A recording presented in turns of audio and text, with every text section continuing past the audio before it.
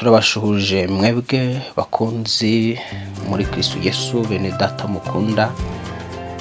Amasengesho n'ijambo ry'Imana ducisha hano ku isengesho ribohora official.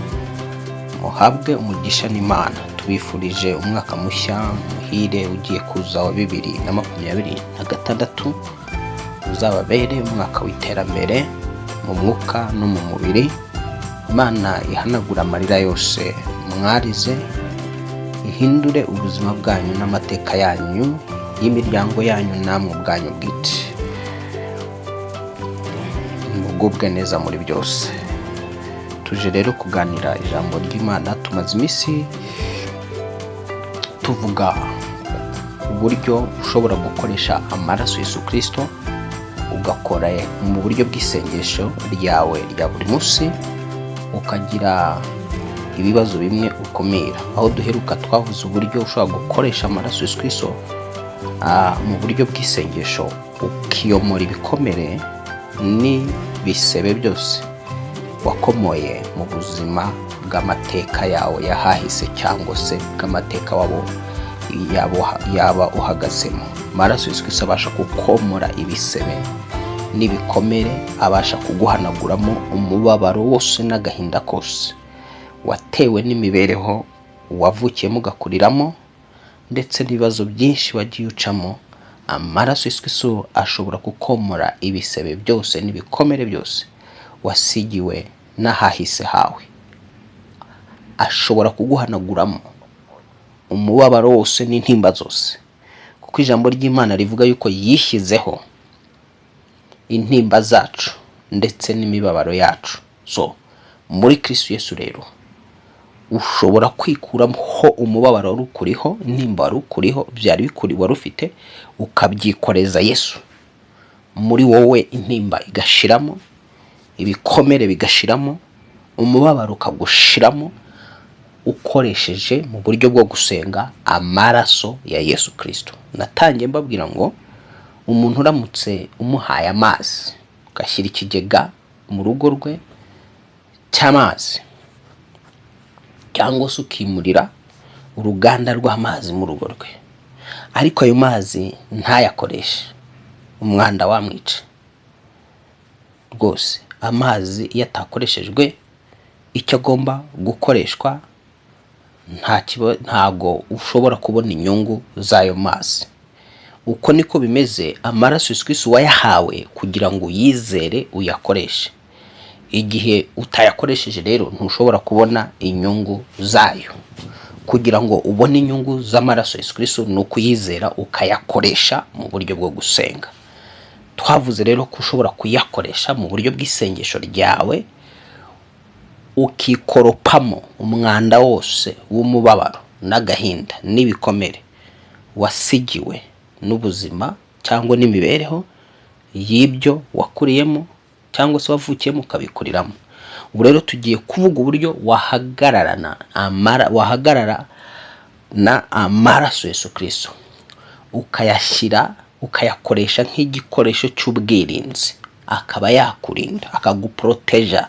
Amaraso Yesu Kristo ashobora kuguproteja, ashobora kukurinda. Damu ya Yesu inaweza kukulinda. Ukisimama nayo katika maombi yako, ukayaachilia katika maisha yako, inaweza ikakuwekea ulinzi mkali katika ulimwengu wa roho.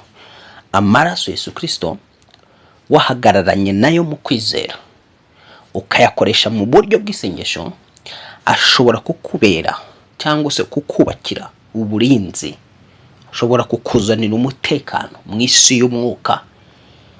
Abazimu, abadayimoni, imyuka mibi, abarozi ntibabe bakwegera bitewe n'amaraso ya Yesu Kristo wakoresheje mu buzima bwawe mu buryo bwo gusenga kwawe. Ndivuga ngo rero amaraso Yesu Kristo ashobora kuguproteja, ashobora kukurinda ubwayo, ariko ntashobora kukurinda ubwayo, nongere mbisubiremo, utayakoresheje mu isengesho ryawe usenga ry'uburinzi. Hari isengesho ry'uburinzi dusenga mu buryo bw'umwuka, wasenga isengesho ry'uburinzi rigomba kuzana umutekano mu buzima bwawe. Isengesho rero rizana umutekano mu buzima bwawe, riguproteja mu buzima bwawe.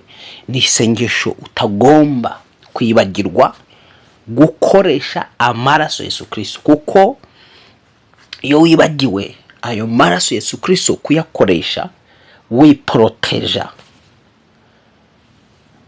ushobora kwatakwa n'ibitero bitandukanye. Reka rero tubanze dusenge hanyuma tubone gukomeza.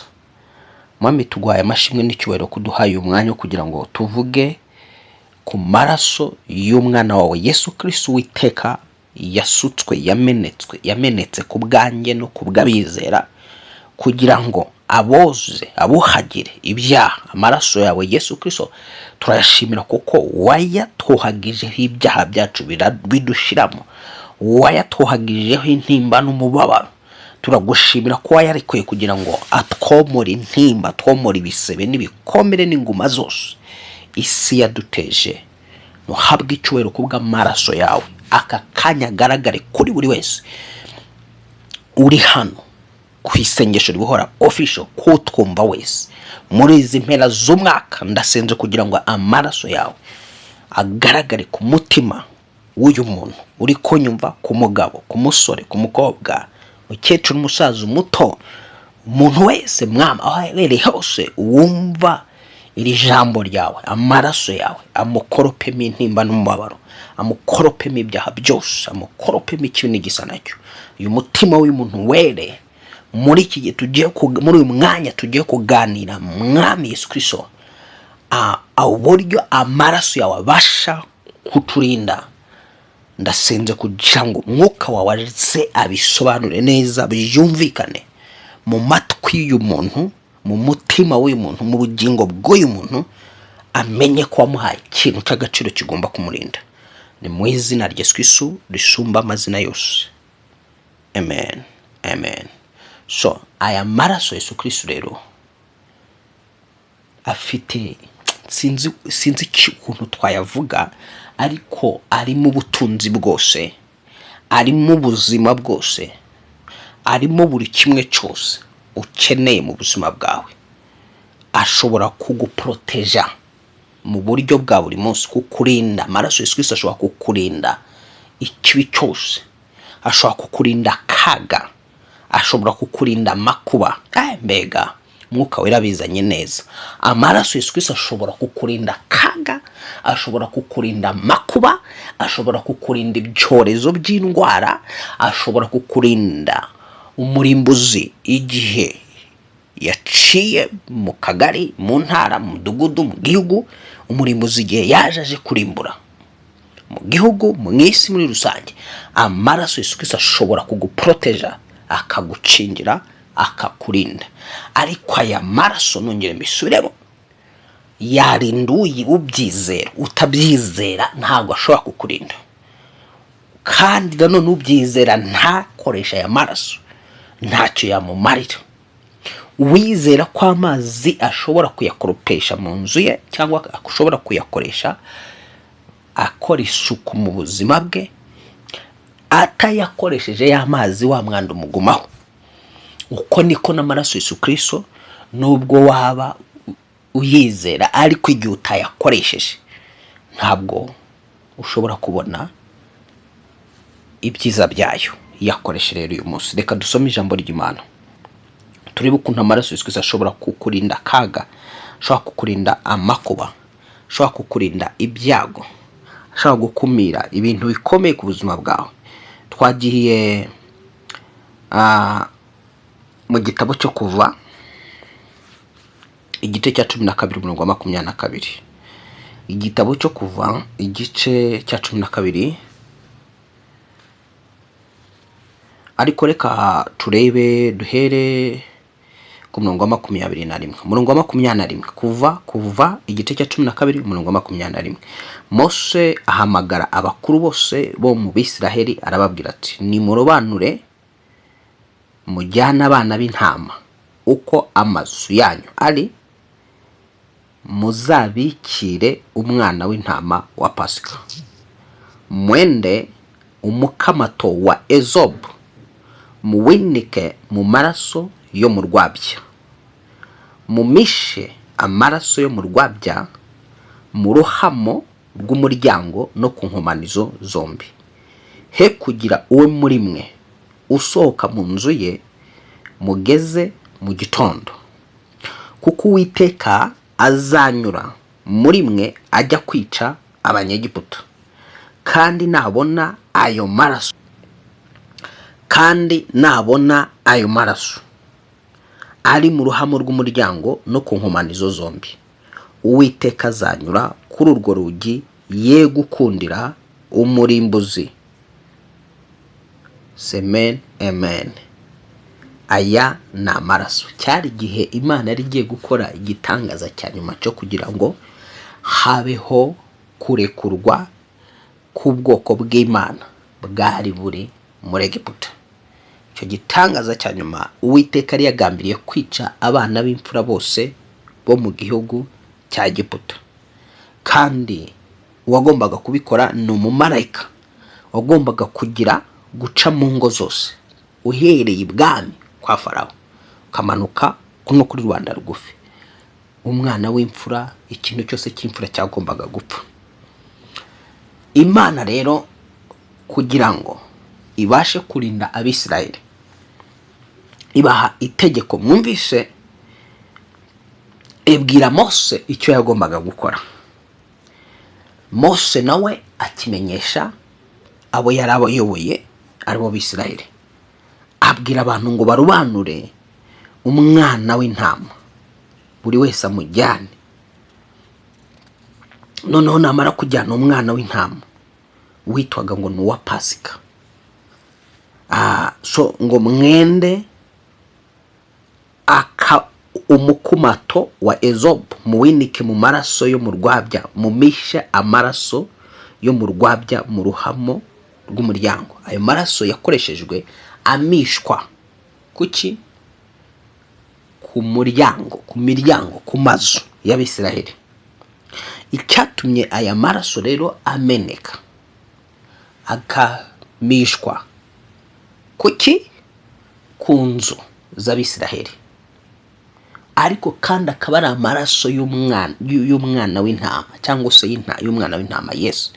Intama nuko ni itungo wavuga ko litagira lituje, ni itungo rishushanywa. Iyo Bibiliya ivuga ngo umwana w'intama, mwibuke ko Yesu yashushanyijwe n'umwana w'intama. Turaza gusoma icyanditse kibigaragaza ko Yesu nawe ubwe Bibiliya yamwitaga ngo n'umwana w'intama w'Imana ukiza ibyaha by'abari mu isi.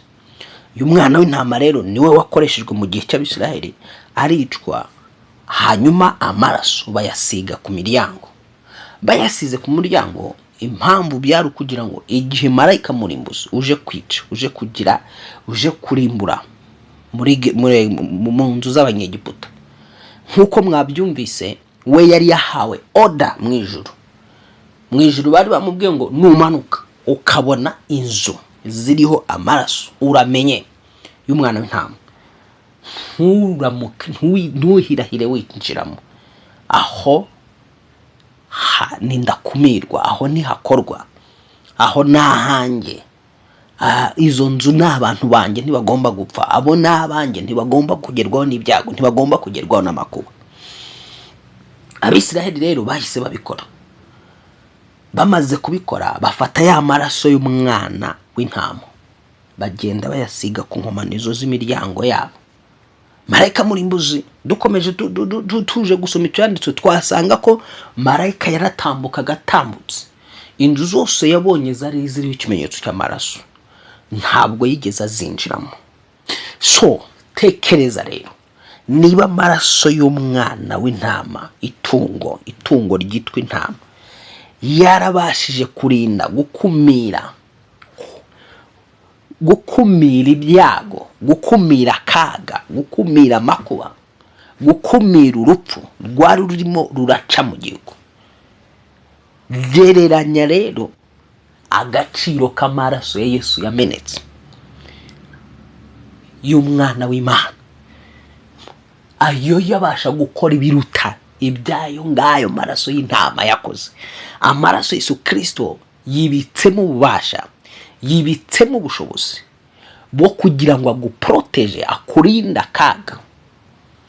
Ajyandinda akaga kose mu nzira ijya mu ijuru, ku muhanga masiteka biza nk'izi ntege nke, cirubuta ciru nimanza tabaluka.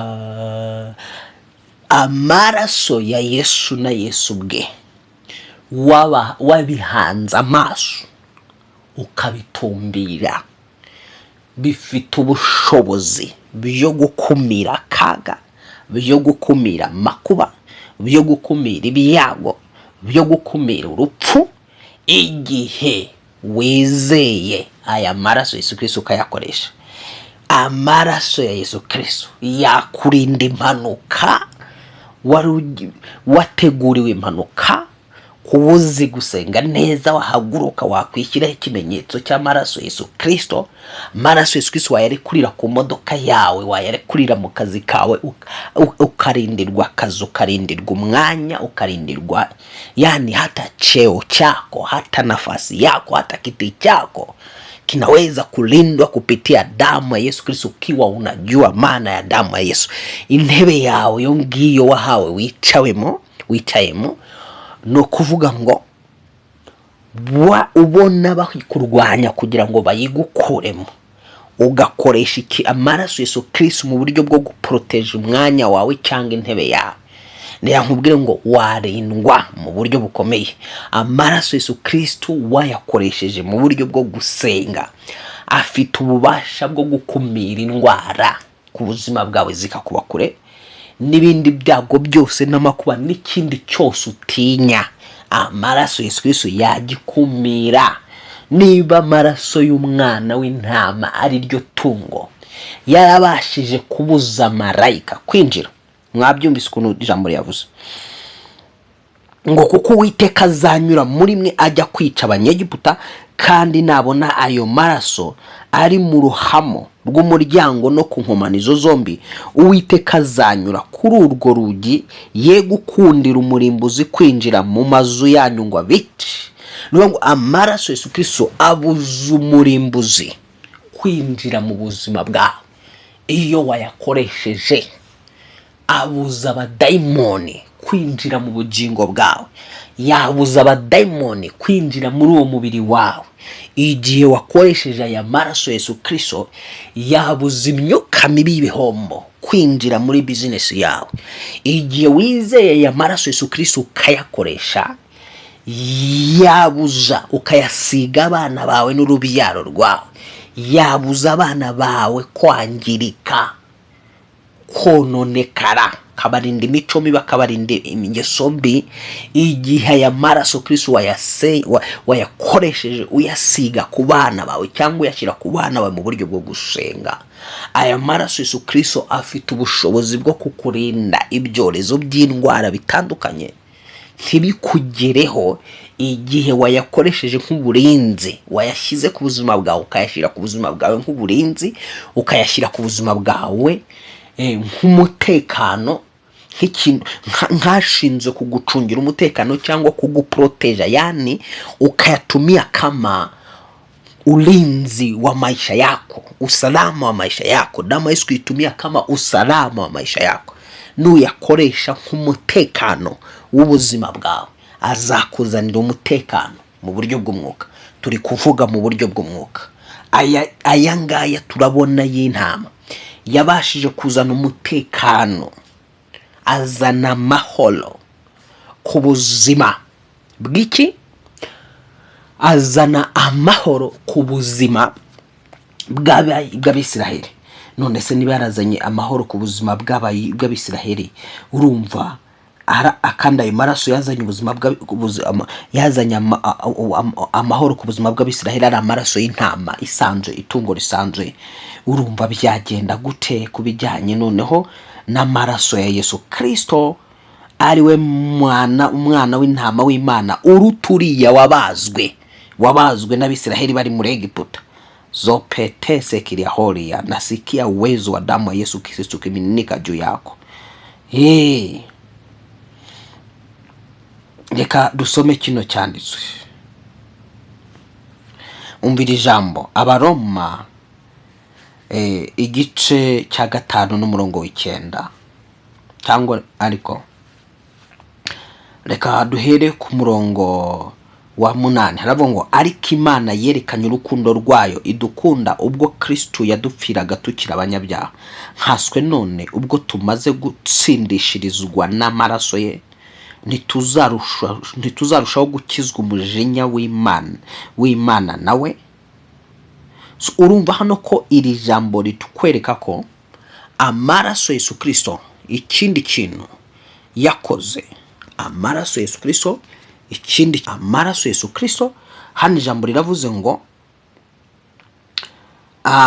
yaradutsindishiriza. Nuvuga ngo amaraso Yesu Kristo ashobora kugutsindishiriza buri kimwe cyose cyari cyo kugutsinda, kuko ijambo rivuga ngo nkaswe none ubwo tumaze gutsindishirizwa n'amaraso ye.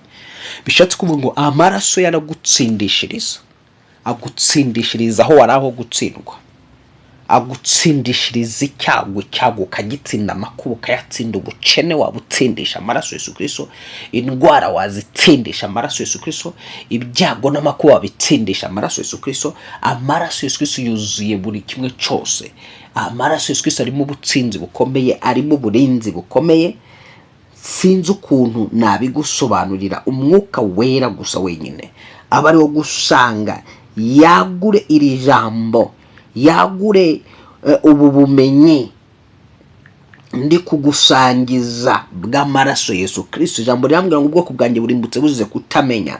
Benshi barimbutse bazize kutamenya. Satani abakiniraho bazize kutamenya. Imana yaraduhaye buri kimwe cyose tugomba gukoresha kugira ngo tumutsinde. Ujye uruzirikana ijambo rivuga ngo nabo bamuneshesheje amaraso y'umwana w'intama w'Imana. Mu Byahishuwe igice cyaho cya 12 niko ijambo ryayo rivuga. Riravuga ngo nabo bamuneshesheje amaraso y'umwana w'intama. Wumvise ko wa mwana w'intama agarutse. Bamuneshesheje amaraso y'umwana w'intama n'ijambo ryo guhamya kwabo. Nk'uko ya maraso y'umwana w'intama yaproteje akarinda Abisirayeli, kabarinda kaga, kabarinda makuba, kabarinda gupfusha abana b'imfura, niko aya maraso Yesu Kristo yakurinda gupfusha imburagihe, yakurinda gupfusha abawe imburagihe, abukunda igihe wabasengeye ukabashyiraho ikimenyetso cy'amaraso ya Yesu Kristo, ariyo maraso y'umwana w'intama. Ndetse kandi shimwa Yesu, himbazwa Mwami. Ndagusengera kugira ngo aya maraso Yesu Kristo agaragare mu isura yawe, tuyasize isura yawe mu izina rya Yesu Kristo, kugira ngo akumire indwara zose zifata mu isura yawe mu izina rya Yesu Kristo. Aya maraso Yesu Kristo tuyasize ubugingo bwawe kugira ngo akumire ibitero byose by'ikuzimu, iby'abadayimoni, iby'abarozi bashakishirizaga ubugingo bwawe mu isi y'umwuka.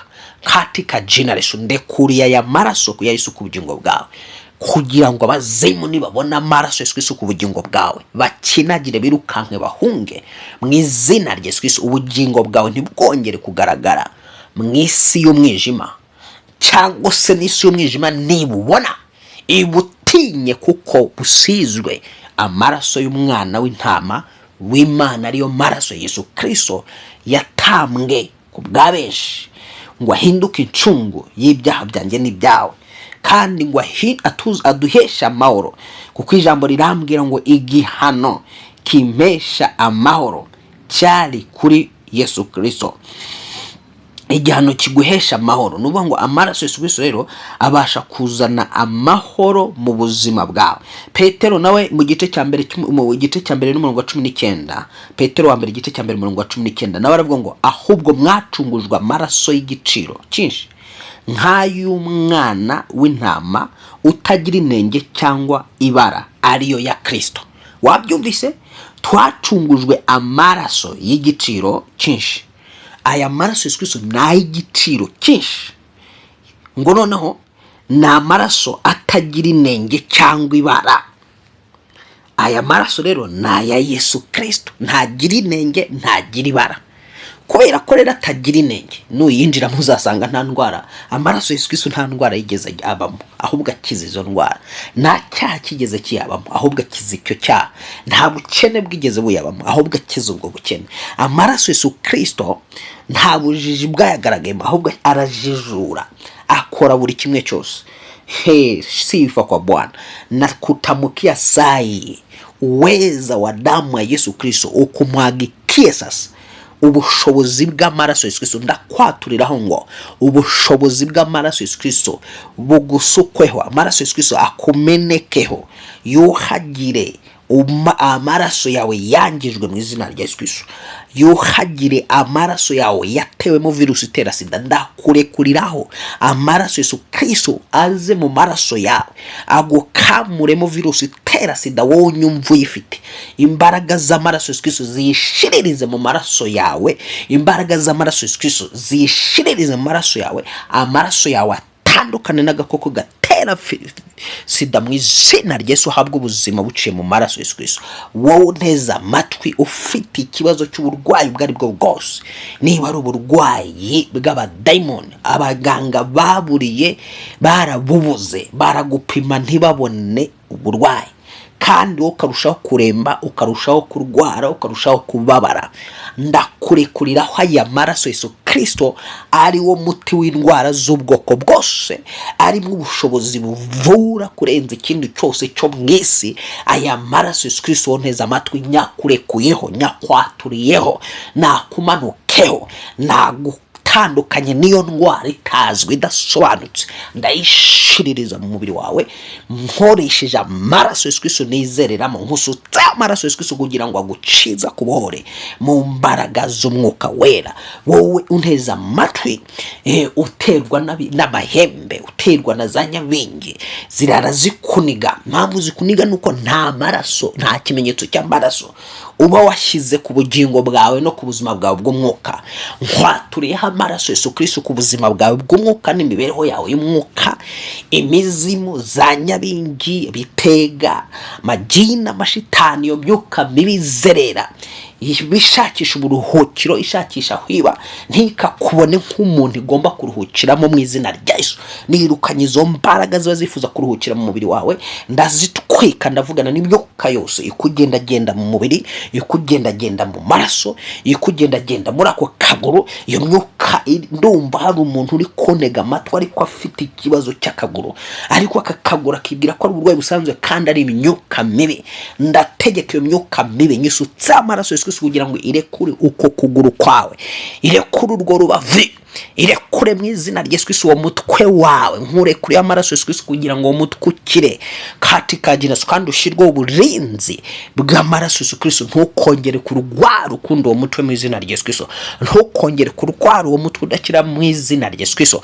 Nkurekuriyeho, nkwaturiyeho amaraso Yesu Kristo umwana w'intama w'Imana. Niba nawe uyizera uhita uvuga ngo amina, nanjye nyiyaturiyeho aya maraso kugira ngo amproteje, andine, akurinde ibibazo byose bya hano mu isi biterwa na marayika murimbuzi, biterwa n'imizimu y'iwanyu yo mu miryango. Hari ibibazo bimwe na bimwe byabaye akome n'akarande mu muryango wawe ubona, wowe irekurireho amaraso Yesu Kristo, karande irahita gucika, irahita guhunga. Nikubonaho ikimenyetso cy'amaraso Yesu Kristo, imizimu irirukanka, ntabwo iri buze kuguteza ibyo yateje abo mu miryango y'iwanyu, ntabwo iri buze kuguteza ibyo yateje nyoko cyangwa so, ibyo yateje bamwe mu bavandimwe bawe. Irekurireho amaraso Yesu Kristo mu isengesho ryawe. Vuga uti mu izina rya Yesu Kristo, wo nizereramo ubuzima, wo nizereramo kwaho, wo nizereramo uburinzi, wo nizereramo umutekano, ni Yesu Kristo umwana w'intama w'Imana wamennye amaraso ku bwanjye. Niyuhagije aya maraso, nyitwikirije kuva ku musatsi kugeza ku bworo bw'ikirenge, nyashyizeho nk'uburinzi n'umutekano ku buzima bwanje mu izina rya Yesu Kristo. Imizimu, amagini, imyuka mibi, abaroza, abakonikoni ntibagate ntibagatinyuke kunyegera igihe bambonyeho amaraso Yesu Kristo, ntibagatinyuke kunyegera igihe bambonyeho amaraso Yesu Kristo. Mu mbaraga y'amaraso Yesu Kristo nkumiriye ibyago n'amakuba ndetse n'ibiteye ubwoba byose, byaba ari ibya nijoro cyangwa se bya kumanywa. Nishyizeho ikimenyetso cy'amaraso Yesu Kristo, ninyanyagijeho amaraso Yesu Kristo, niyambitse amaraso Yesu Kristo ukuva ku mutwe wanjye kugera ku kirenge, nyarekuriye mu ruhande rwanjye rw'iburyo no mu ruhande rwanjye rw'ibumoso, nyarekuriye inyuma hanjye n'imbere hanjye, ni protege, nikingije amaraso Yesu Kristo, mbere rukingo runkingira, mbere igihome kinkingira ibibi byose n'akaga, amakuba n'ibindi byose biteye ubwoba. Mu izina rya Yesu Kristo mpawe umutekano, mpawe amahoro, nyaheshejwe n'amaraso Yesu Kristo. Ayo nizereye mu buzima, ayo nizereye mu mutekano uhagije, ni mu mbaraga z'umwuka wera, ni mu izina rya Yesu Kristo wapfuye akazuka. Nizeye ko bikozwe muri iri sengesho. Amen, amen.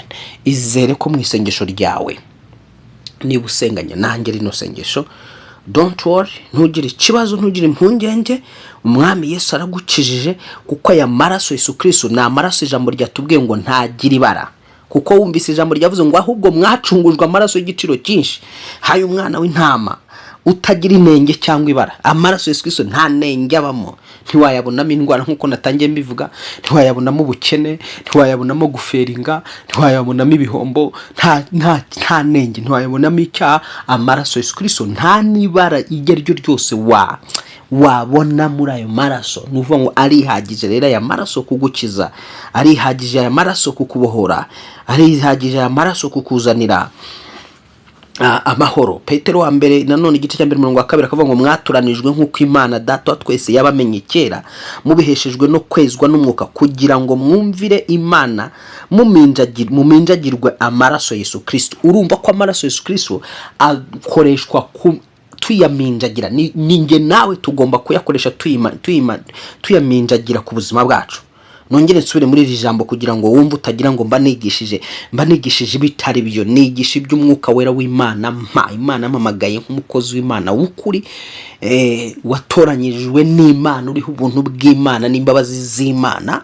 Impamagara kubw'imbabazi zayo, intoranya kubw'ubuntu bwayo, itarebye aho nkomoka naho nuruka, ahubwo kubw'urukundo rwayo irampamagara, irantoranya kugira ngo tubigishe ukuri, tubamenyeshe ukuri, duhagarare mu kuri, tubigishe ukuri. So rero nakwigishaga nkubwira ko aya maraso Yesu yimenja, kuko ijambo riravuze ngo mwatoranijwe nk'uko Imana Data twese yabamenye kera. Nge nawe Imana yaradutoranyije. Wowe urahirwa uri kumva zino nyigisho, wowe urahirwa uri kumvira ijwi rivugana nawe, kuko watoranyijwe n'Imana kuva kera, ubiheshejwe no kwezwa n'umwuka wera, kugira ngo wumvire Imana muminjagirwe amaraso Yesu Kristo, ubuntu n'amahoro bigwire mu buzima bwawe no mu buzima bwanjye, mu izina rya Yesu.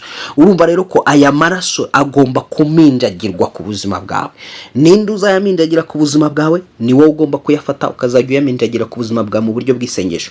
Nk'uko Abisiraheli akazi kabo kara kugufata ari amaraso y'umwana w'intama bakayasiga ku nkomanizo z'imiryango yabo, niko nawe akazi kawe niba ushaka kubona umutekano uhagije, ugomba gufata ayo maraso ukayiminjagiraho mu izina rya Yesu, ukayiminjagira no ku nzu yawe ubamo, kugira ngo imizima, amagini, burya iyo abantu baryamye basinziriye hari igihe imyuka mibi yinjira mu mazu yabo, abadayimoni bakinjira, imizima ikinjira, amagini bikinjira, abarozi bakinjira, ugasanga baje kukuro gusinzira uryamye utazi iyo biva niyo bijya, bakagukoraho ubufindo n'imihango, barangiza bakagenda borotse migisha. Kaya maraso ukayakoresha usenga, ukayaminjagira ubuzima bwawe, nk'uko ijambo rivuze muri Petero wa mbere igice cya 2 ngo mwatoranijwe nk'uko Imana Data wa twese yabamenye kera, mubiheshejwe no kwezwa n'umwuka, kugira ngo mwumvire Imana muminjagiwe amaraso ya Yesu Kristo. Amaraso Yesu Kristo ni wowe ubwawe ubasha kuyakoresha ukayiminjagiraho kugira ngo aguprotege. Imana amahoro igumugisha, Imana amahoro ikugirire neza. Reka dusoreze aho ngaho.